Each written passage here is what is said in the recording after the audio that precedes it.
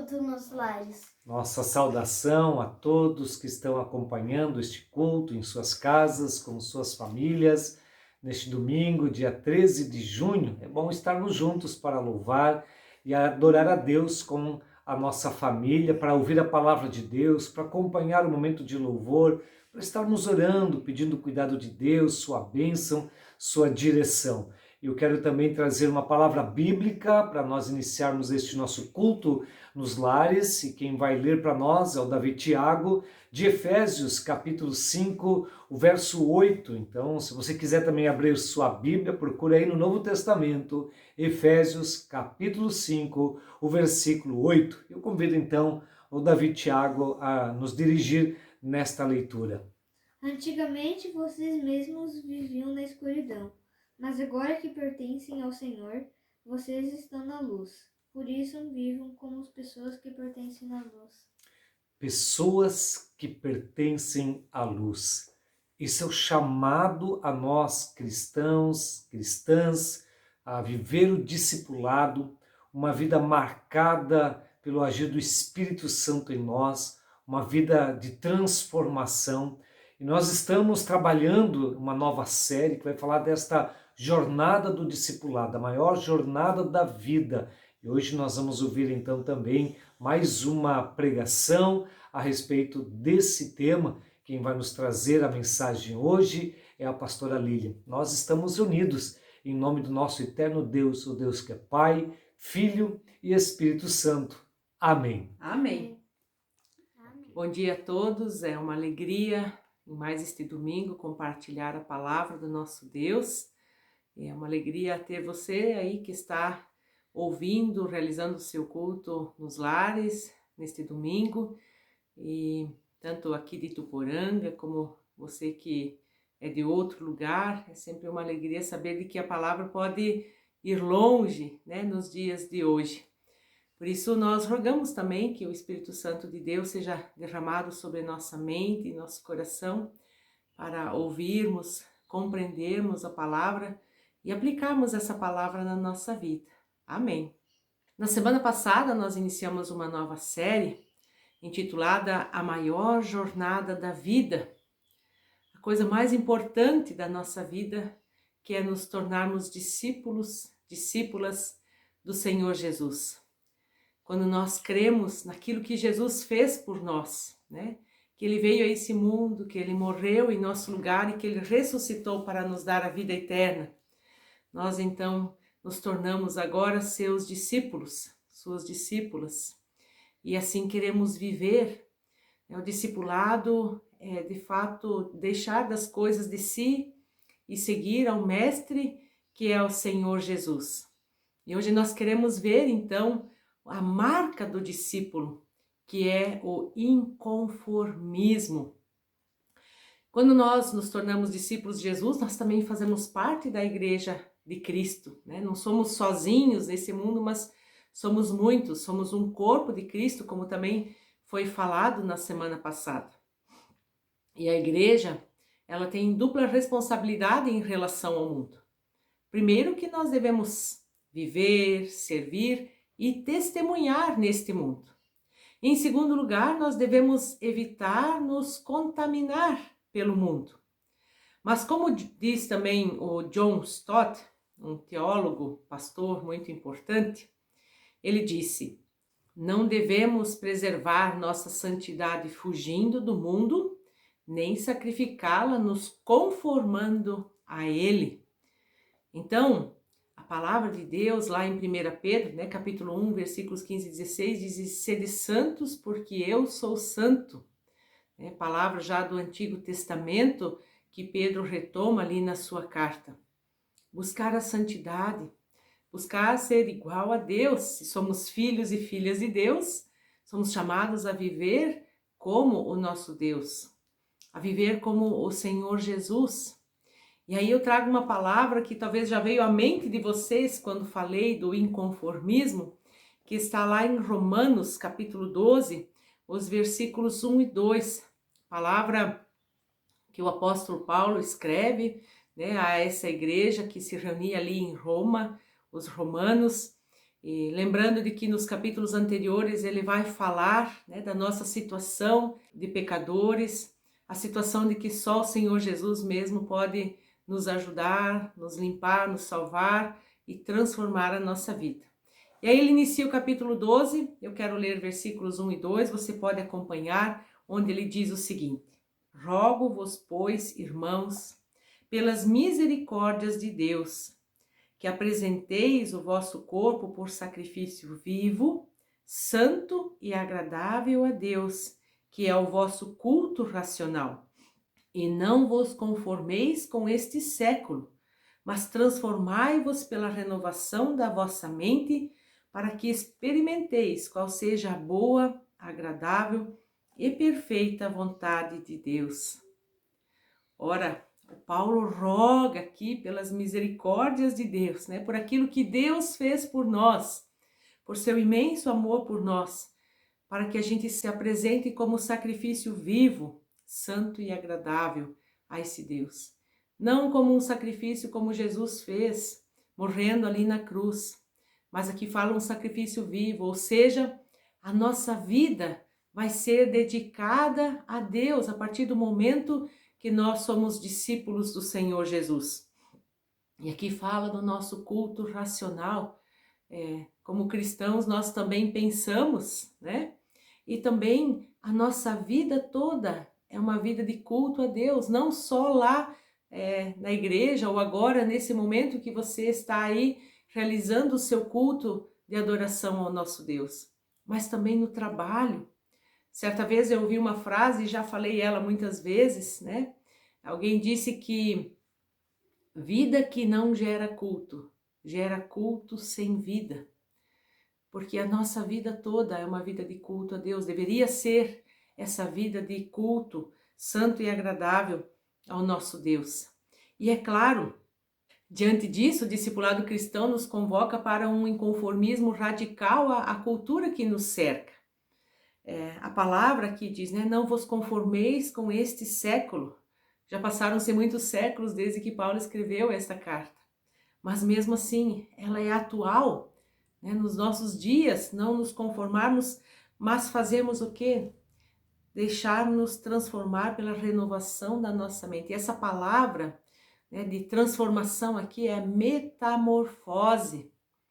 A lagarta sofre uma metamorfose e se transforma numa linda borboleta, mas é um processo.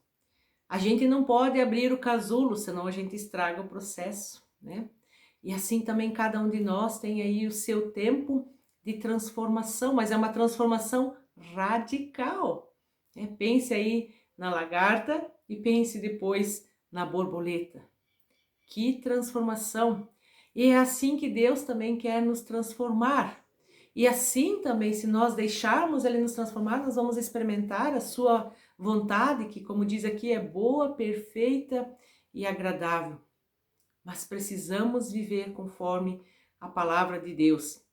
E aí nós queremos ver, então, nesse momento, né, da palavra, 3 aspectos do inconformismo, de sermos discípulos cristãos. E o primeiro deles é o pluralismo. Bom, o pluralismo é aquele que considera todas as opiniões como verdades pessoais que precisam ser aceitas e toleradas. É claro que, como discípulos de Jesus, nós certamente vamos respeitar a opinião de todos. Mas nós sabemos, né, que cada pessoa tem a sua opinião, mas precisamos continuar fiéis ao nosso Deus. E muitas vezes vamos discordar de ensinos que não estão de acordo com a palavra de Deus. Como, por exemplo, há um ensino, uma filosofia que diz que todas as religiões são um caminho para Deus.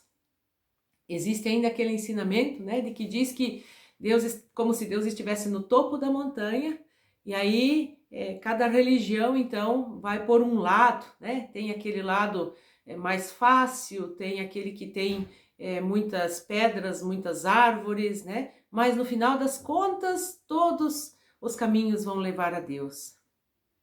Eu quero lembrar aqui uma palavra de Jesus muito conhecida, um pouquinho antes dele ir para a cruz, onde ele diz para os seus discípulos: olha, eu estou indo para o céu, mas vocês sabem o caminho. E aí um dos discípulos diz: mas como que vamos saber o caminho se ninguém nos fala? E Jesus disse: eu sou o caminho, a verdade e a vida. Ninguém vem ao Pai senão por mim. Isso está lá em João, no Evangelho de João, capítulo 14, o verso 6. Quando eu fazia faculdade de administração, teve uma pessoa que disse: ah, mas Deus é amor, não é amor? Eu disse: sim, Deus é amor. Ah, então no final das contas, Ele vai salvar todos. Mas Deus também é juiz. Ele deixou isso claro na sua palavra, né?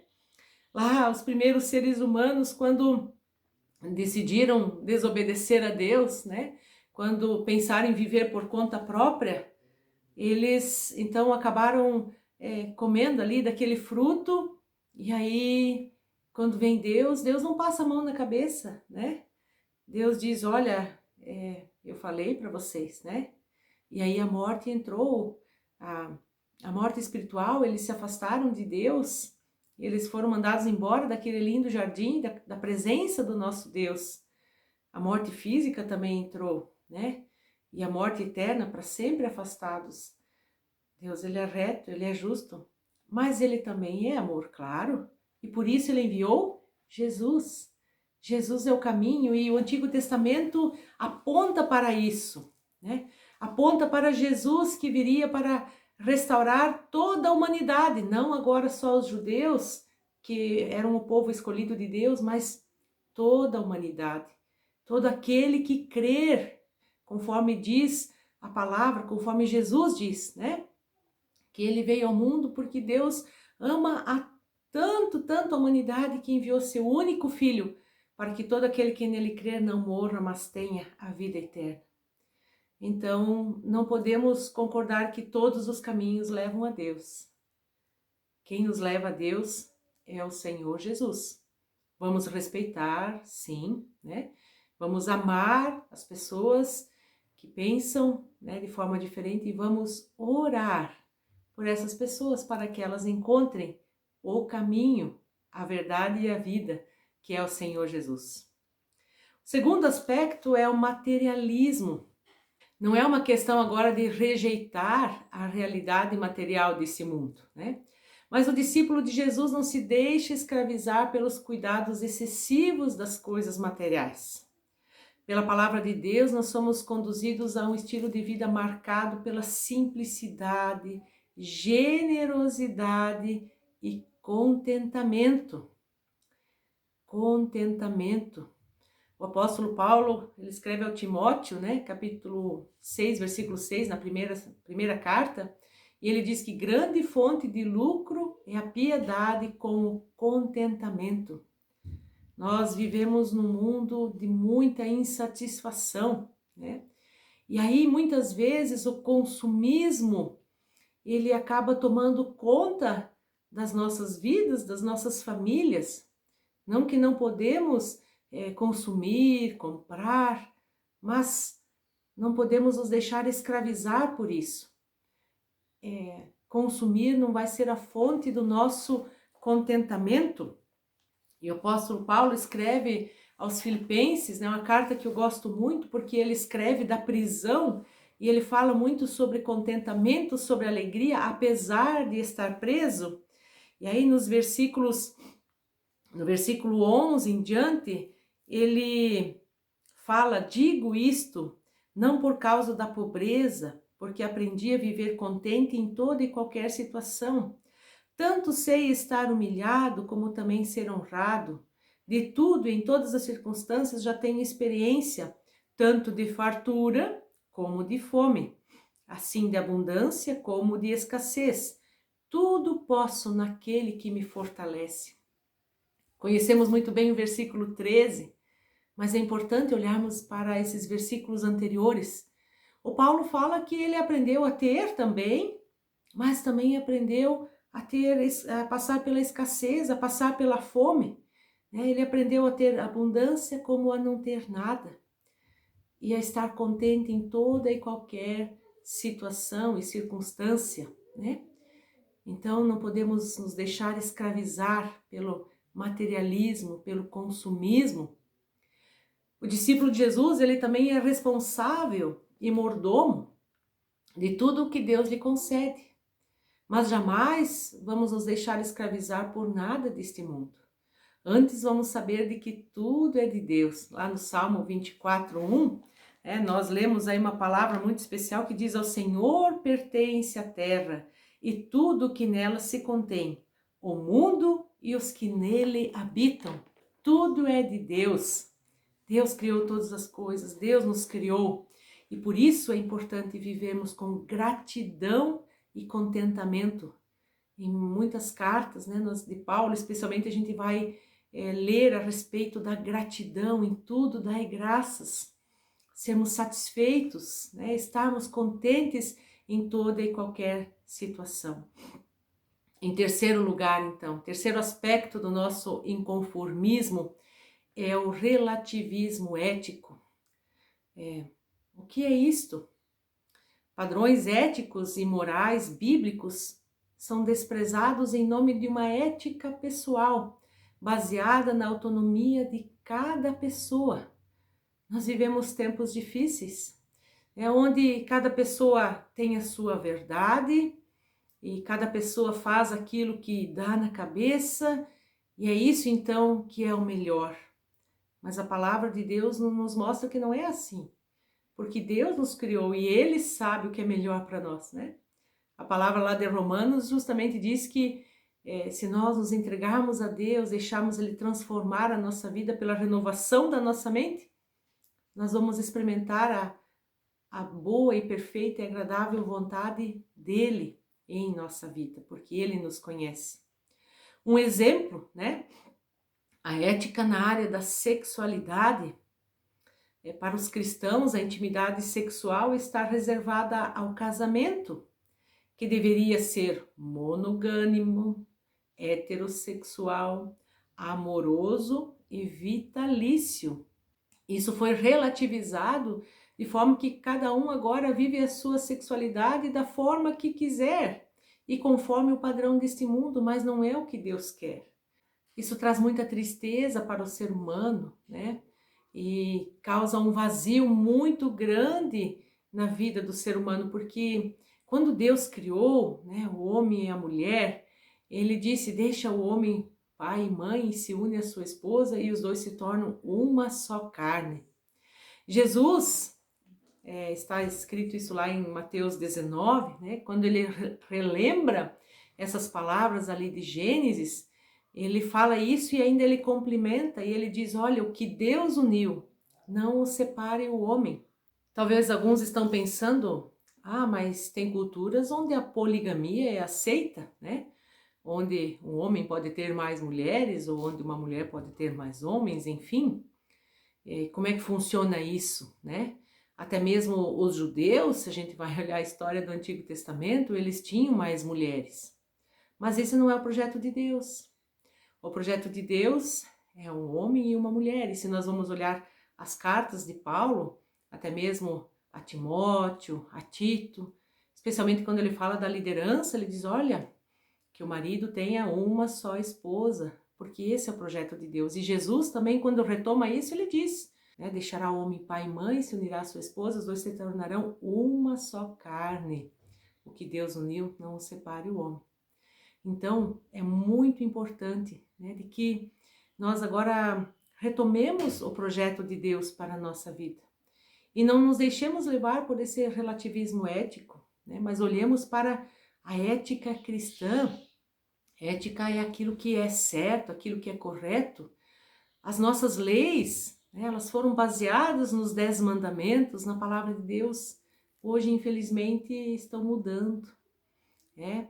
Até mesmo no nosso país, muitas coisas que até então eram consideradas erradas, né? Agora estão consideradas certas.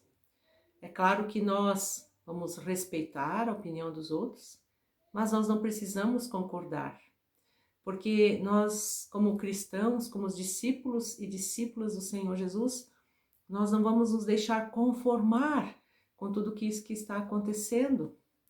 É claro que a gente não vai agora levantar uma guerra contra essas pessoas que pensam de forma diferente, mas sim, nós vamos respeitá-las, amá-las e vamos orar também por elas, mas vamos viver de uma maneira diferenciada, né?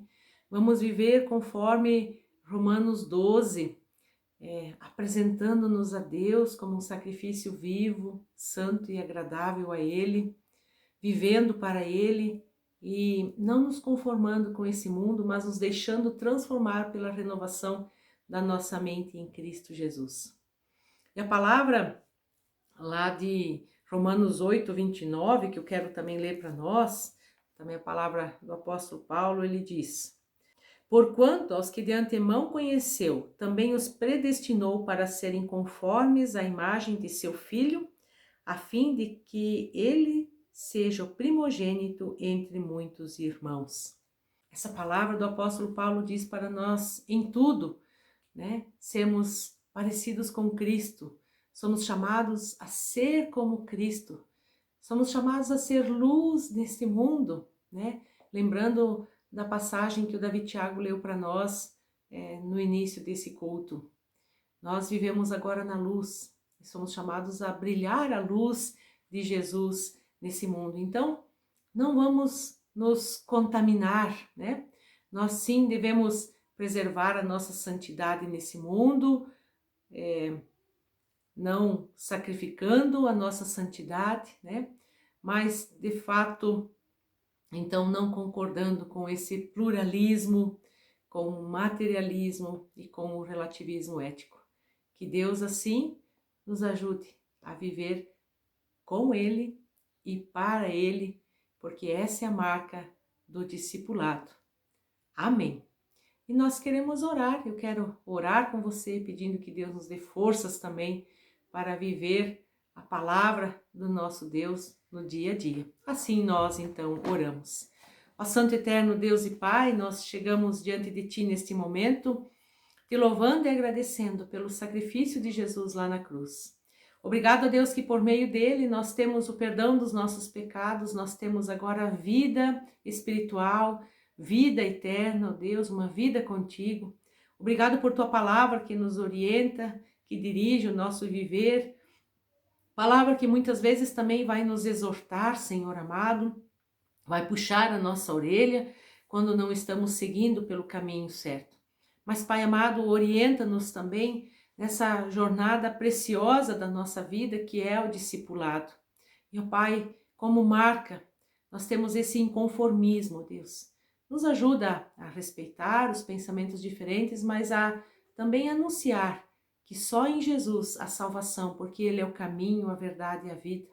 Nos ajuda, Deus, a sermos contentes, a sermos gratos por tudo aquilo que nós temos, Senhor amado, a vivermos também esse contentamento, ó Deus, e anunciarmos isso às outras pessoas, ajudarmos outras pessoas a serem contentes, agradecidas por aquilo que têm. Também, ó Deus, nos ajuda a não nos deixarmos levar por esse relativismo ético, ó Deus, onde aquilo que cada pessoa pensa é o correto, mas vamos olhar para os padrões da Tua palavra, especialmente a família, Senhor. A família é o Teu projeto, que a família possa ser restaurada, que os casais, ó Deus, possam ter o amor agora renovado um pelo outro, Senhor amado. Que os jovens também possam conhecer essa palavra e viver, Senhor, porque é o melhor caminho, Senhor. É o caminho que vai nos dar paz, nos vai dar tranquilidade. Pai querido, em todas as situações, nos dê sabedoria também no nosso viver. E assim abençoa a vida de cada pessoa que está ouvindo esta palavra nesse momento. Sustenta, fortalece, ó Deus, e ajuda também no seu dia a dia. Pai querido, assim nos ajuda a viver como Jesus, nos ajuda a ser luz neste mundo, que como já tem uma canção que diz, está nas trevas, mas ainda é o teu mundo. Por isso queremos aqui, ó Deus, também falar, orientar essas pessoas, ajudar essas pessoas a viverem também conforme a tua palavra e encontrarem a salvação em Cristo Jesus. Abençoa, Senhor, cada pessoa, cada família, abençoa este domingo, abençoa a semana de cada um, é o que eu te peço e desejar agradeço. Em nome do Senhor e Salvador Jesus Cristo. Amém. Tenham um abençoado domingo, uma ótima e abençoada semana. Vamos e sirvamos ao Senhor com alegria. Amém.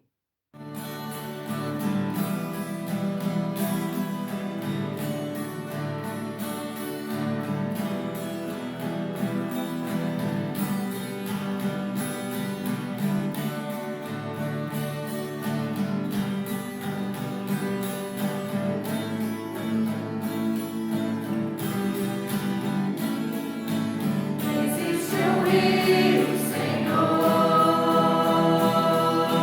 que flui do teu grande amor. Águas que correm do trono, águas que curam, que limpam. Por onde o rio passar,